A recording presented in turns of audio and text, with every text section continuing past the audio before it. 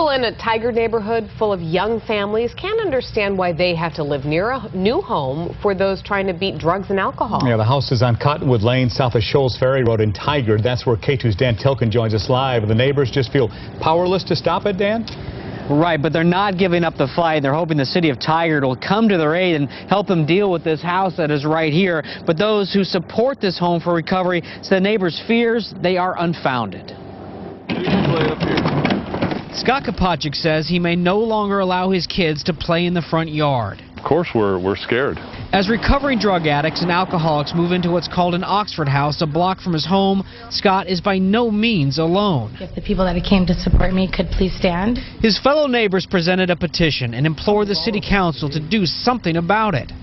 Why should those of us who have made a positive contribution all our life be punished? The city's hands are, what we can do is very limited. What's the background? Will they let violent offenders? Scott Zwingli is also getting an earful. He owns the house.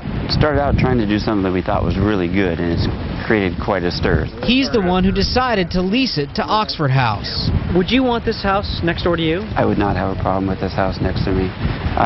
No, I have these people, some of those people work with me, and also, like I mentioned, already live near me.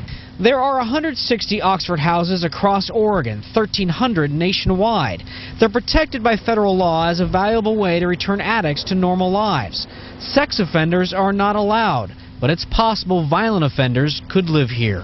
A lot of times when we get into recovery from drugs and alcohol, we want to prove ourselves that we're not showing those same behaviors that we used to. It may be a 1% chance, it may be a 0.1% chance that they do anything, but we can't take that chance with our kids. And interesting to note that it won't only be adult men that are living here. 3 of the men will be allowed to have their children living here with them also to reunite them and get them moving on the path to a normal life. Now, the city of Tigard, as this flyer says right here, will be hosting a meeting this Thursday. They hope to moderate between the two sides and figure out if they can come to some type of compromise on some of the issues. That is, meanwhile, while the city still looks into this to make sure this house meets all codes and requirements.